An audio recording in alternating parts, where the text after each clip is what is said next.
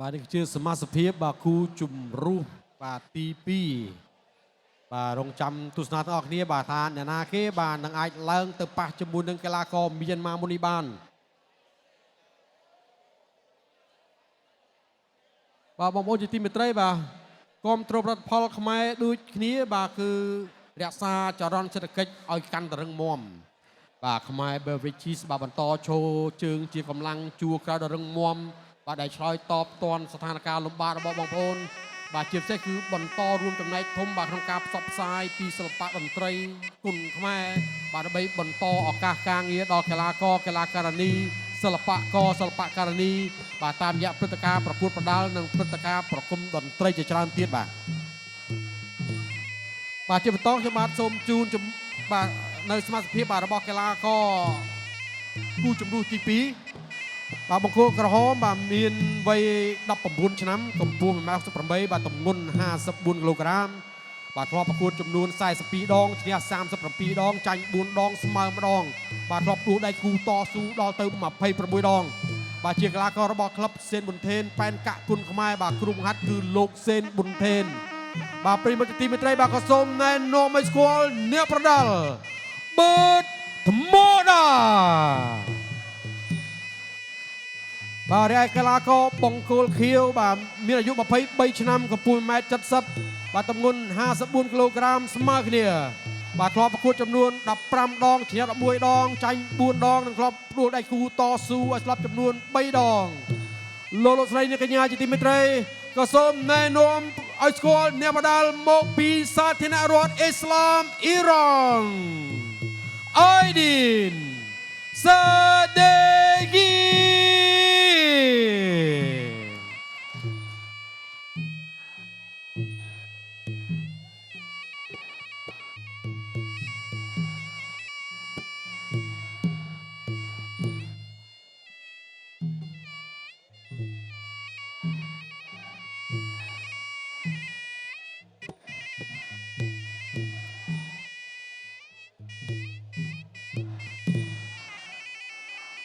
បាទអៃឌីនសេដេហ្គីបាទកីឡាករមកពីសាធារណរដ្ឋអ៊ីស្លាមអ៊ីរ៉ង់បាទធ្វើការថ្វាយបង្គំគ្រូចប់រួចរាល់បាទអញ្ចឹងយើងមកចាប់អារម្មណ៍អំពីកីឡាករគុនខ្មែររបស់យើងបាទដែលកំពុងតែធ្វើការថ្វាយបង្គំគ្រូនេះវិញម្ដងបាទអញ្ចឹងគាត់អាចមើលគំរូឃើញហើយបាទកាលពីគូទី1បាទការប្រកួតគូជំរុះបាទគឺយើងរៀងខ្លូយតិចបាទនៅដើមទឹកទី1បាទដែលបដោយឲ្យកីឡាករមីយ៉ាន់ម៉ាបាទគេចូលមកវាយយកបាទអញ្ចឹងបាទសម្រាប់បងប្អូនដែលជាកីឡាករគុនខ្មែរបាទប្រកួតត្រឹម3ទឹកបាទទឹកទី1ដូចជាមិនបាច់ចលោអីទេបាទតែយើងត្រៀមខ្លួនមិនទាន់ហ្នឹងគឺគេហើយកីឡាករទាំងពីរស្ដាប់បទបញ្ជានៃការប្រកួតពីលោកកញ្ញាកណ្ដាលលោកឡុងស៊ីលីន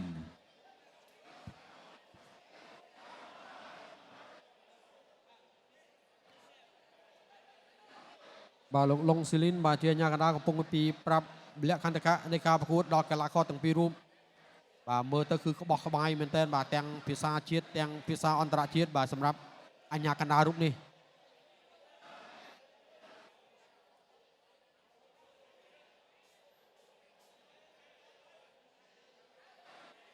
ចាក់ក្រមត្រៀមប្រុងព្រឹត្តប្រកួតអ្នកចម្បាំងកម្លាំងកម្ពុជាគូម៉ារ៉ាតុនទី2ដណ្ដើមពានរង្វាន់វគ្គជម្រុះទឹកទី1 round 1បាទនេះទស្សនាការប្រកួតបាទគូជំរុះជាបន្តទៀតបាទបេក្ខភាពបង្គោលក្រហមបាទគឺបឺតថ្មដាបាទមិនដឹងជាបឺតថ្មដាបាទអាចតស៊ូបាទអាចផ្ដួលកីឡាករបង្គោលខៀវមកពីអារម្មណ៍នេះបាទបានឬក៏បានដើម្បីឡើងទៅសងសឹកឲ្យបូនពលិកបានឬក៏បាននោះទេបាទទាត់ឆ្វេងបាទស្ដាំទាត់សងមកវិញបាទពីកីឡាករបង្គោលខៀវអៃឌីនបាទចូលចាប់អុកកែងស្ដាំមួយបាទពីអៃឌីនបាទធាក់មកជើងស្ដាំបាទស្ដាំមកជើងថែមទៀតបាទលាន់លឺសូតាផាំងបាទលាន់លឺសូដូចគោរន្ទះបាទមកជើងស្ដាំថែមពីកីឡាករបង្គោលក្រហមបាទវាយឆ្វេងស្ដាំបាទម៉ូដា ហាក់មកជួយឆ្វេងដោយថ្មដារៀត ងោដាដើរចូលបាទចង់កាត់ខាងក្រោមបាទតែកាត់មិនត្រូវទាត់មកជើងស្ដាំអូយបាទរបេះក្បាច់បន្តិចបាទដួលខ្លួនឯងប្រកួតជាបន្តបាទដើរចូលទាត់ឆ្វេងមកពីថ្មដាវាយឆ្វេងស្ដាំបាទថ្មដាបាទប៉ះដៃមួយបាទពីជាមួយនឹងកីឡាករបង្គោលខៀវបាទប្រកួតជាបន្តទៀតវាយឆ្វេងដើរចូលទាត់ស្ដាំមកជើងបាទនាគវត្តកតុយមួយចេញពីថ្មដាទាត់មកជើងឆ្វេងរងជាប់បាទវាយស្ដាំម្ដាយបាទវាយឆ្វេងទាត់ឆ្វេងវាយស្ដាំថែមឆ្វេងពីអៃដែនបាទមកជើងឆ្វេងបាទចូលចាប់ជាយាមកាច់គ្នាទៅវិញទៅមកបាទលោកញ៉ាកដាក៏ចូលចាប់ខត់បាទប្រកួតជាបន្តទៀតទាត់ឆ្វេងមកជើងឆ្វេងទាត់សងមកវិញអូយបាទមកជើងឆ្វេងនេះបាទដូចជាត្រូវចំតំបន់ហាមឃាត់របស់កីឡាករបង្គោលខៀវសុំសម្រួល2នាទីបាទធ្វើឲ្យគាត់ដួលដោយការឈឺចាប់បាទពីគណៈកម្មការរៀបចំការប្រកួតបាទគឺសម្រាប់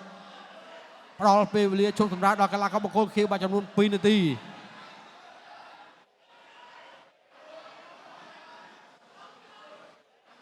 បាទលោកឡុងសេលីនបាទកំពុងតែបាទត្រួតពិនិត្យបាទកីឡាករអៃឌិនបាទមើលតាអាការៈរបស់កីឡាកររូបនេះបាទអាចធូរស្បើយក្នុងរយៈពេល2នាទីនេះបាទឬក៏យ៉ាងណា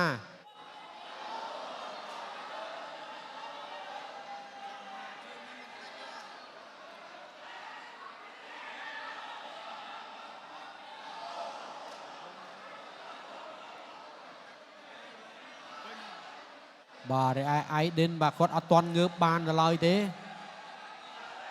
បាទកំពុងតែដេកននៀល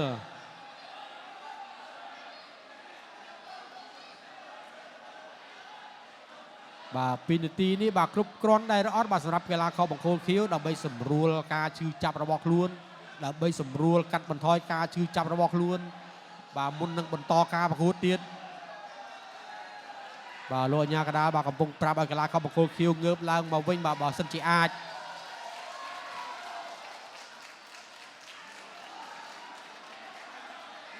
បាទមានការទះដៃលើកទឹកចិត្តបាទដល់កីឡាករបង្គោលខៀវរបស់អ៊ីរ៉ង់បាទ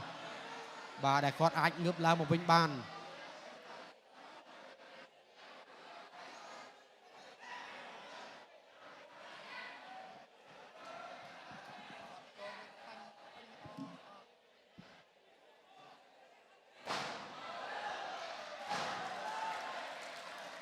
បាទល្អមែនតើបាទលោកឡុងសេលីនបាទសូមសរសើរបាទបន្តការប្រកួត continue បាទការប្រកួតអាចបន្តទៀតបានបងប្អូនបាទពេលវេលាបានដល់សល់1នាទីចុងក្រោយក្នុងទឹកទី1បាទទាត់ស្ដាំទៅមករវាងកីឡាករទាំងពីរបាទដេញចូលដោយអៃឌិនបាទតែប្រឈប់ងក់ទៅវិញបាទមកជើងឆ្វេងទាត់សងមកពីថ្មដា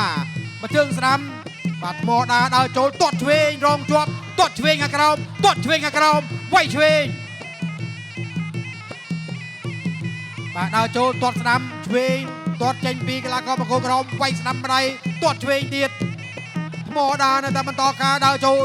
មកជើងឆ្វេងរបស់អៃឌិនបាទមកជើងស្ដាំទាត់ពីក្រោយចូលទៅទៀតទាត់មកជើងស្ដាំចំកញ្ចឹងកធាក់មកជើងស្ដាំចំពោះបាទតែយ៉ាងណាក៏ដោយបាទបើមិនចំកន្លែងស្លាប់បើមិនចំកន្លែងឈឺបាទកីឡាករបង្គោលខៀវរូបនេះនៅតែមិនបោះបង់ចោលការប្រកួតនោះទេ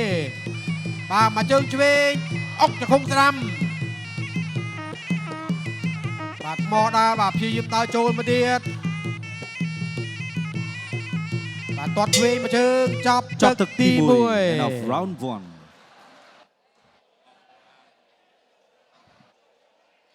បាទនេះជារូបភាពយឺតបាទស្ដីពីការប៉ះគ្នារបស់អ្នកទាំងពីរបាទការពីទឹកទី1កន្លងមកបាទគឺពិតជាស្វិតស្វាញមែនទែនបងប្អូនបាទទាំងកីឡាករគុណខ្មែររបស់យើងបាទទាំងកីឡាកររបស់អ៊ីរ៉ង់បាទចាំមើលបាទយុទ្ធនាការរបស់អ្នកទាំងពីរបាទក្នុងទឹកទី2នេះបាទមិនដឹងជាកក្រើកប៉ុណ្ណាទៀតទេបាទអ្នកទឹកចេញក្រៅ second out អ្នកចម្បាំងកម្លាំងកម្ពុជាគូម៉ារ៉ាតុនទី2ដណ្ដើមពានរង្វាន់វគ្គជម្រុះទឹកទី2 round 2 បាទការប្រកួតចូលដល់ទឹកទី2សម្រាប់ការប៉ះគ្នារវាងបឺតធម្មតាហើយនិងអៃឌីនសេរីបាទមកជើងឆ្វេងបាទទាត់ត្រូវចុងចិញ្ចើមបន្តិចបាទរបស់កីឡាករបង្គោលក្រហមតែមិនថ្មីទេប៉ុណ្ណឹងបាទបាទឥឡូវដេញចូលទៅវិញបាទធ្វើឲ្យកីឡាករបង្គោលខៀវដួលហើយ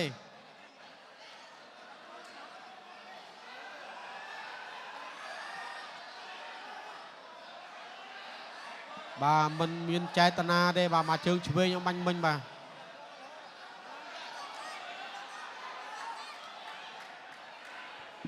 បាទទឹកទី1ដួលម្ដងបាទចូលដល់ទឹកទី2នេះដួលម្ដងទៀតបាទចំក្បែរកន្លែងដដែលបាទចាំមើលរូបភាព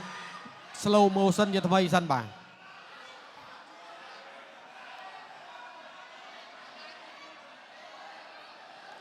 បាទនេះគឺជារូបភាពយឺតៗបងប្អូនបាទមកជើងឆ្វេង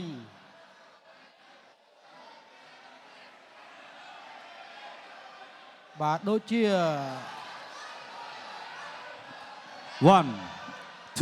បាទលោកអាញាកដាបាទរាប់ទៅលើកីឡាករបង្គោលខៀវ 5 6 7 8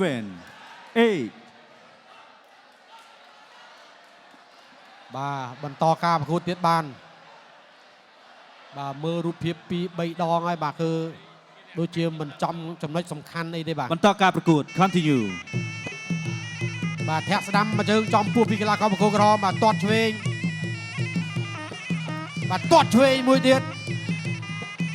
បាទព្យាយាមដើរចូលទាត់ឆ្វេងថែមទៀតបាទដួលហើយបាទលោកអាញាកដារាប់ជាលើកទី2បាទក្នុងទឹកទី2លើកីឡាករបង្គោលខៀវងើបបានឬក៏មិនបាន7 អៃឌីនសារីគី9 10បាទ9 10ចប់សពគ្រប់ទៅហើយបាទក្នុងទឹកទី2នេះបាទដូច្នេះយើងរកបេក្ខភាពម្នាក់ទៀតបាទឡើងទៅជួបកីឡាករមីយ៉ាន់ម៉ាម៉ៃឡុនឆាវបានសម្រេចទៅហើយបាទយ៉ាងណាក៏ដោយបាទគឺយើងត្រូវរងចាំស្ដាប់បាទពីការប្រកាសបាទរបស់គណៈកម្មការរៀបចំការប្រកួតជាផ្លូវការជាមុនដែរបាទរូបភាពយឺតបញ្ជាក់ជូនបាទពីកីឡាករបង្គោលក្រហមបឺតថ្មដាបាទដេញចូលទាត់បាទកីឡាករបង្គោលខៀវបាទឲ្យបោះបង់បាទចោលការប្រកួតក្នុងទឹកទី2នេះម្ដង